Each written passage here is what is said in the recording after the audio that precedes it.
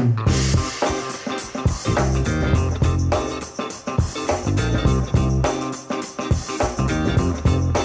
me go ahead and share my screen so we can start looking at some stuff together. So as I said originally, I usually have like slides and a whole talk with, code, and it's very clear and walked out, but I want this to be a little more casual, and I'm going to go through some of the GraphQL documentation just to give you all some context about what it looks like. And if you do want to get deeper into GraphQL, you'll be going through a lot of these materials yourself. So I think it's good to get kind of your feet wet with it. And then we will actually get into the AWS AppSync console and start learning in that. One of the challenges with AWS is it has a reputation for not having very user-friendly interfaces. But I actually think the AppSync one is actually pretty good. It's bare bones, but if you do understand what GraphQL is and how to work with it, you can get spun up pretty quickly with it. So that's why I wanted to just talk about what is GraphQL, how do you write a GraphQL query, a mutation, all that kind of stuff. But we're already getting ahead of ourselves. So let's just first talk about what is GraphQL. GraphQL is what we call a query language for APIs. Now, there's a couple terms in there that you may or may not be familiar with. So a query language means it's a language we can use to get data out of, say, a database. So if you have a database, that has a bunch of blog posts, and you say, I want to get those blog posts. You would write a query to get those blog posts. Now, an API is a really fancy term, application programming interface. It's a really fancy term for a way for two computers to talk to each other. So normally this would be your front end and your back end. Your front end and your back end, they speak GraphQL to each other. So you'll frequently hear people talk about, is GraphQL for front-end developers or is it for back-end developers? The answer is yes. It is for back-end and front-end because it is a language that mediates between your front-end and your back-end. This is a really cool little description here where you describe your data, and what you're describing here is you're describing a project. And your project is something that has a name, it has a tagline, and then it has contributors who are working on that project. So this is what we call an SDL. An SDL is short for a schema definition language. So a schema is just a fancy way for defining your data type that your front end and your back end are going to use to talk to each other. So once you define your schema, you say, okay, this is what a project is. A project, it has a name, it has a tagline. Both of those things are just going to be strings, so it's just going to be text. And then each project is also going to have a list of contributors. So if you know what an array is, and you see these brackets here, you should say, oh, okay, it's the brackets, it's an array. This is an array of users. So there's also a user type that we would need to define as well. Once we do that, we can ask for the exact data that we want. So going back to why would you even want this in the first place? Part of the problem with what we were doing before GraphQL, if you've ever worked with something called a REST API, a REST API is the traditional way that our front ends and our back ends would speak to each other. So having your front and your back end speak the same language and understand each other, this is not a new thing. GraphQL is just a specific opinionated way of how your front end and your back end should talk to each other. And it gives you a way to have really nice conventions over how to query that data from the back end. But something that is actually going to be really interesting that we're going to see as we go on is that even though it's a query language for APIs, it's not just for querying. So querying just means getting data from the database. But what if I wanted to write to the database? What if I wanted to, instead of just query the projects, what if I wanted to create a project as well?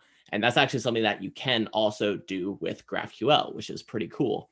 So this is just a query. You're asking for the project and you're specifying which project you want to get back. So you're not just saying, give me any old project. You're saying, I specifically want the GraphQL project, And what I want is I want the tagline. I don't want the name and I don't want the list of contributors. I only want the tagline. So if that's not super clear, that's what we're going to demonstrate once we actually get into AppSync. So that will be a little bit clearer. But once we run this query, this is what you get back. So as I say, you ask for a project and you ask specifically for the tagline. And that's why it's just giving us the project and it's giving us only the tagline. If you know what like an object in JavaScript is, or a dictionary in Python, that's kind of what we're looking at here. This is called a key value pair. The key here is tagline and the value is a query language for APIs. So that's kind of like your GraphQL hello world. Now, if you look here, this is what's going to talk a little bit about how you actually create the schema that GraphQL is able to understand. So you're going to say, before you define your query, you're first going to say, I want to define a query in the first place. So first you're going to say, all right, I want to define a query. What I want that query to do is I want it to return the users. And then we want to get the ID and the name for the user. So we're defining our query, and then we're actually defining the type of the thing that we're going to get from the query. And then once we do that, we can just say, I want to get me, and I want to get my name. And my name is, of course, Luke Skywalker. And that is your simplest possible kind of hello world GraphQL query. Now, once you have kind of figured that out, then you can start doing queries with specific arguments. So if we see here, what we're doing is we're just asking for the name of me. But what we really want to do is we want to be able to define objects. So we want to say we're going to have a list of everybody, and then I can ask for a specific person in that list of everybody. So now here we have human, and we're going to have a list of humans. And I want to get back the name and the height of that human. So this is what you say is like, they say it's like hierarchical. Basically, you start by saying, this is what I want. And then you say what you want from it specifically. And let's kind of get into the console here and start to look at some of the things we can do here.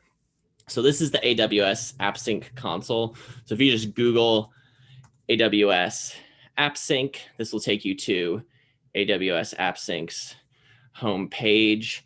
And let's talk a little bit about what this is first. So AWS AppSync is a managed service for GraphQL APIs.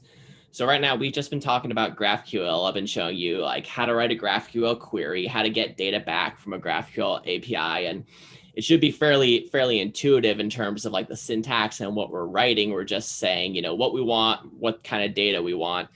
But you have to think about, okay, well, how do I get the GraphQL API though in the first place? Like once you start kind of getting into GraphQL and you start seeing, okay, yeah, it's really nice and easy to work with, but then you ask the question, okay, but where is this GraphQL API coming from?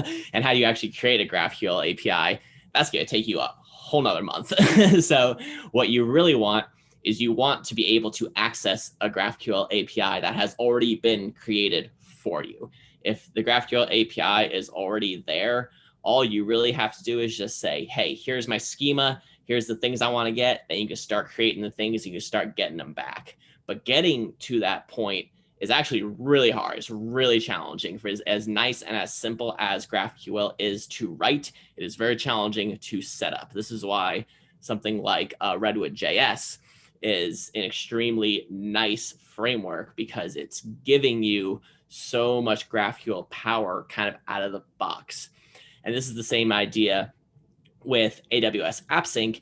Is it saying, okay, we're going to worry about how to actually create a GraphQL API. You just have to tell us what you want your schema to be, and then you can start interacting with it directly. And it's really nice, and it's super easy to like get spun up and get going. So this is the main splash page. You'll see you're going to want to say get started with AWS. And this is going to be your first kind of like hello world console. You see here, this is kind of the test app that I was building out before I started here. So we're going to go to create API. There's going to be a lot of different ways to go about doing this. I'm going to do it as much from scratch as possible. I think that's always going to be the most useful for actually learning. So we're not going to use the wizard, and we're not going to import any tables. We're just going to build everything from scratch. So we're going to do that, and we're going to click start, and we're going to call this Mintbean AppSync, and then we're going to create it. There are going to give you a couple different options, and the first thing we want to do is we want to define our schema.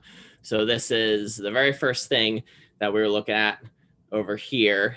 This is our schema. And we are going to have a schema that is going to have query, which is just going to be a query, and mutation, which is a mutation. So this is like basically saying what we want to do with this API is we want to be able to query it. We want to be able to get posts. And then we want to also do mutations. We want to be able to create posts. We want to be able to update posts. And we want to be able to delete posts. So if you've ever heard of CRUD, create, read, update, delete, or create, retrieve, update, destroy. There's many different kind of terms that all mean the same thing. If you're familiar with get, post, put, and patch, and those types of things with HTTP, those are also similar, but in GraphQL, you actually only do posts. If that doesn't make any sense to you, you don't need to worry about that at all, but that's kind of an important thing, is that GraphQL is only doing posts, which is a weird thing to wrap your mind around. After we say we want to create a query type, we're then going to create the actual query. And all this query is doing is, as it says here in the comment, get a single value of type post by primary key. Primary key just means that every post in the database is going to have something that's going to identify it. So you're going to say this is post number 1, and only this post can be post number 1. Nothing else can be post number 1. And then you could say, I want to get the post, and you would use the ID. You would say number 1 to then get back that post. So that is your query type. Your mutation type, as it says again in the comment, put a single value of type post, and then it's going to allow you to, so this is just put post right now. After we enter this, it's going to generate some more stuff that actually lets us create the posts and all that. So I will hold off on that for a quick second. And then this is your actual post type. It has an ID, which is what identifies it, and then it just has a title. So this is like the simplest possible thing you can kind of create. This is like a good kind of hello world example with a GraphQL API, because you're just saying, all I want my API to have is just some posts. I just want those posts to be a thing with a title. That's all we're doing here. It's very, very basic. Once we do that, we're going to click Save Schema. And now we're going to actually create a resource. So this is really what you're getting here, is you're getting the actual database wired up to your API for you. This is the part that is very challenging, requires all sorts of specialized knowledge and figuring out how your database is going to map to GraphQL, because every database is different. Every database is going to work with GraphQL differently. But what AppSync is doing is it's going to automatically use the existing type that you created. You're going to say, I want to use that post type that I created, and I want to create a posts table. And what this is going to do is this is going to create our database for us with a table already set up for our posts. And this is really, really nice, because not only is it going to do that, it's also then going to give us all of this extra stuff.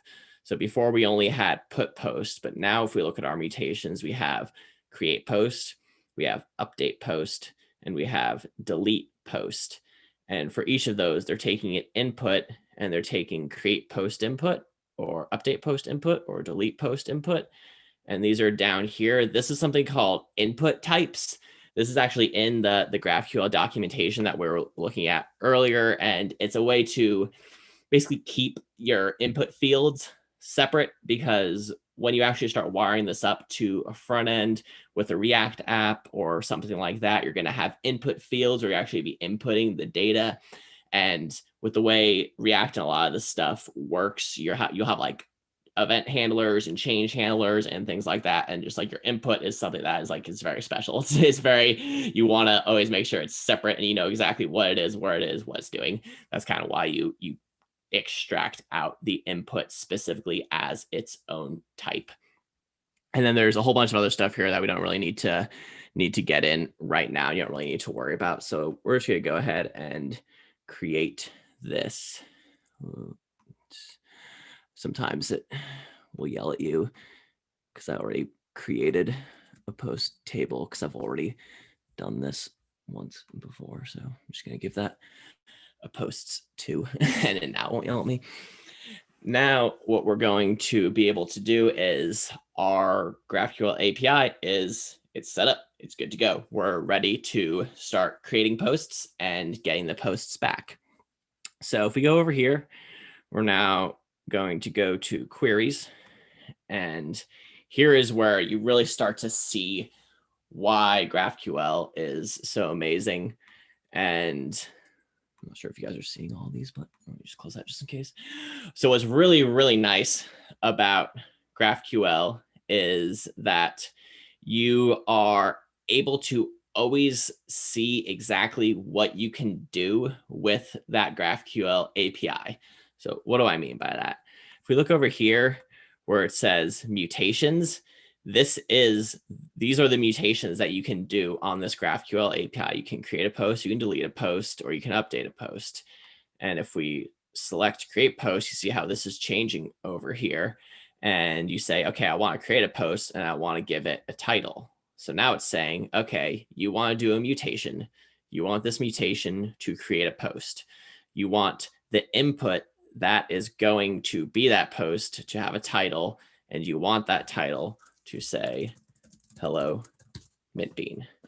Once you've done that, you're going to then click plus, and you also want to add an ID in there, which it just, look at that. I did the query wrong and it fixed it for me. So you actually need to have ID there. And now it's created this ID, or it's created this post with that ID. And now we want to get rid of that. We want to do a query now. And with our query, we want to get a post. We want to get this post with the ID, and we want to get the ID back. So that's not going to be very exciting. All it does is give us back the post with the ID. But you say, actually, no, I want to get the title for my post. And then now you get back the title instead of the ID. And if you want both, then you can do that. And you don't need to use this thing on the left here. I can just edit this over here, and I can change that and get the different things on the side. The only thing that is with this over here, you can just kind of click it and you can just tell it kind of what you want. So it's about integrating all these tools together with really nice interfaces, and then say, instead of getting a post, I want to get all of the posts. I want to get the title of all of the posts. So right now I've only got one, but let's say I want to create another one. So let's create a second post, and it's going to have a title that's going to say, hello, Mintbean again. And we need to have, and so you also see here how it's got this red underline right there. So it says field create post or type post must have a selection of subfields. Did you mean create post blah, blah, blah? So this is why when I said, when I ran this query, this should actually break. This should give you an error. But when I run this query, it says, actually, no, you needed this ID right here. So there's all of this tooling built in to basically have your back and make sure that even when you don't quite do the thing you want to do correctly, it's like, I know what you want to do. You actually want to do this. You want that ID right there. I know you do. So I'm going to give it to you. So now we can go back to query, and we can do list posts, and we want to get the title of all the posts. So here we're saying list posts, we want all the items, and we want the title of all the items. So now we're getting back both hello Mintbean and hello Mintbean again. Cool. So that was pretty much all I wanted to show you guys. If you guys have questions, be happy to answer those. And yeah, let me know kind of how that went. Yes, data. What database? So everything uses DynamoDB under the hood. You can get things wired up with. So the great thing about AppSync and this larger suite of tools called Amplify is that AppSync is this kind of piece that sits as like a glue layer between a lot of your services. So when you do this kind of stuff out of the box, it usually is going to just give you DynamoDB by default because that's like the database that Amazon is like built around. But it's extremely easy to get it wired up with RDS, which is like your kind of relational database. So if you're more used to something like MySQL or Postgres, if you're not as smooth with like a NoSQL document key value kind of database, then you can get wired up with a relational database, and it's essentially just as easy. It's the schema is what is universal. And then you can take that schema, you can map it to any kind of data source you want. And that's what AWS is giving you. It's doing that mapping between your GraphQL API and whatever database you want to talk to. Awesome, Anthony. Guys, if you have any questions, feel free to unmute yourself or drop the questions in the chat. How easy is it to integrate with Gatsby? Sure. So Gatsby has GraphQL baked in out of the box.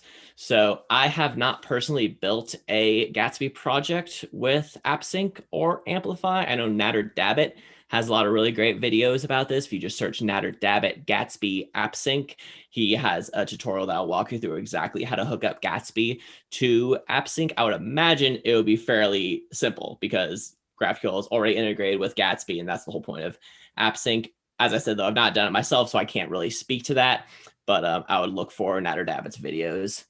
And then why post only? I just wanted to do a very basic, simple example just to kind of show what all of this stuff is. Obviously, this is not even close to like a production ready application. Like this is a total toy example, but it's just like a way to kind of start wrapping your mind around these tools and these types of things that you can do with them. Awesome. So guys, again, please don't be shy. Drop all your questions. Maybe it won't be SQL related. It's just a general question to a web developer. Yeah, so projects you could do with this.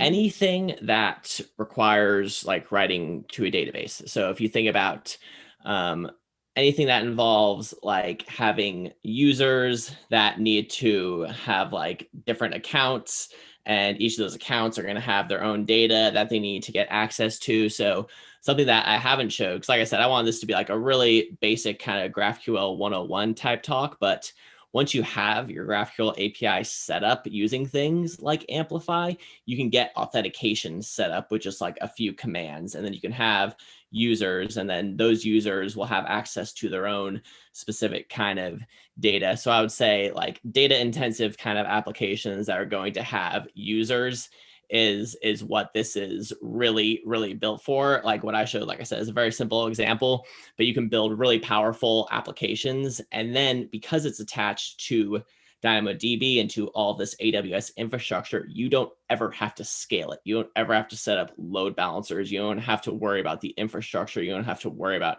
any of that kind of stuff. Everything is set to scale by default. That also means your cost might start going up as well, and that's something you need to be aware of. But the service is set up to work, and if you do happen to get a spike of 1,000 users on one day, all of a sudden your app will still work. It's not going to crash.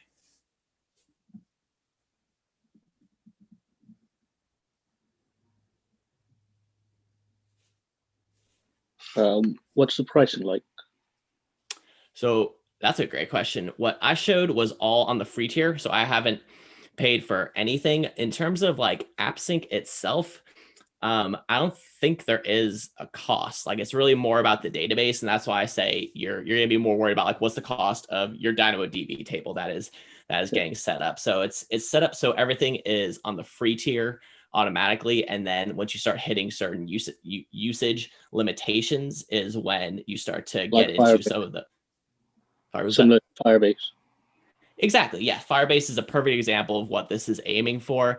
It's you get paid based on once you hit certain usage limitations, but those usage limitations aren't really going to be until you already have users and you have demand. Like anything you're building out just as like a proof of concept or to see how this stuff works, you're never going to hit a limit usage limitation.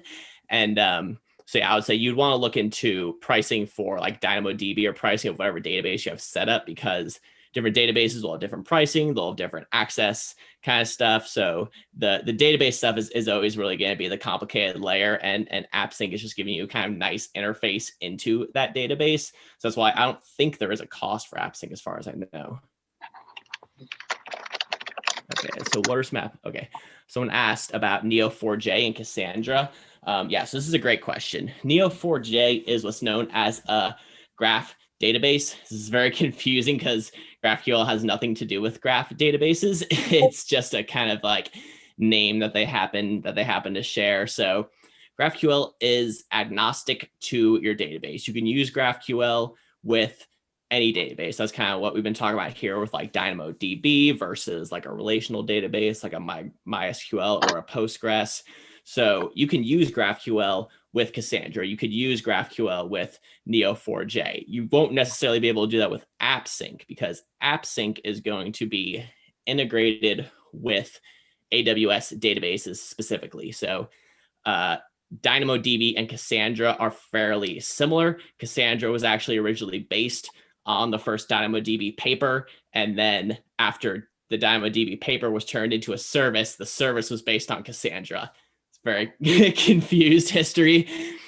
And so, yeah, so you are going to most likely be using AppSync with a AWS type database, but you can use GraphQL with all sorts of other databases. This is something like, if you've heard of Hasura, like Hasura is a company that exists just to give you a GraphQL interface into Postgres specifically. So this is why like this is a huge space. It's like there's so many tools, there's like so many things to learn, there's so much stuff. So that's why it's like I want to give people kind of an in. So it's like by doing AWS AppSync, you can get connected to a database, you can get going without having to necessarily think about all that stuff. But once you're in, you have access to a wide range of databases within AWS. So any type of database you'd want, like they have their own version of Neo4j. They have some sort of graph database. I don't know what it's called. And then they have like a relational database, and then they have a document database. So they have all the different kinds of databases that should fit whatever kind of database model you're familiar with. And then the question of it being a middleware like Apollo. So Apollo is many things. Apollo is being used by Redwood. So I'm a little familiar with Apollo, but like I said, it's many things. So there's like the Apollo client, and then there's the Apollo server. Like those are two different things. So some people are using both, some people are using one or the other. So I would say AppSync, I believe, would be the equivalent of Apollo server. I think that may not be 100% correct, but you can think of it as AppSync is the back end piece. And so that is what is like the Apollo server part, whereas Apollo client is like the front end piece. And we didn't get into any of the front end client stuff. So if you worked with Apollo server, that may have some similarities to AppSync, but really it's usually when people talk about Apollo, they're actually talking about Apollo client. So it's kind of confused there. And then for recommendations for newbie resources. Yeah. So unfortunately, there's not a ton when it comes to this kind of stuff. Like I said, AWS kind of has a reputation for not being super like welcoming to new developers. Like their tech is like, it's super powerful and it's actually not as complicated as you think, but it can be hard to kind of get a foot in. I really, really recommend Nader Dabit. I've already mentioned him previously in this talk. Nader Dabit is kind of running like the developer relations team at Amplify. So his whole job is really to communicate these technologies, create tutorials. He's got a YouTube channel where he creates lots and lots of projects with AppSync. And I'll go ahead and put his name in the chat for you. It is Nader, Nader, and then Dabbit, D-A-B-I-T. Yeah, fantastic developer advocate. And you can just tweet at him and he'll answer your questions. Like he's a cool dude.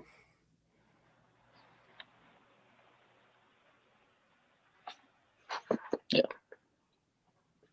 Cool. If that's all we have for today, then I think we can wrap it up. Yeah, and then I am AJC Web Dev on the Twitter. Please feel free to reach out. My DMs are always open. I'm also on the Mintbean Discord. Mintbean's amazing. This is the 4th Mintbean talk I have given. I plan to do many more, so definitely in the community. Happy to help out. Thank you, Anthony. Okay, thank you guys for joining us today. Happy New Year, everyone. Happy New Year, everyone. Hope to see you guys on our next workshop. Thank you. Thank you. Bye-bye. Yes, have a good one. Have a good See ya. one.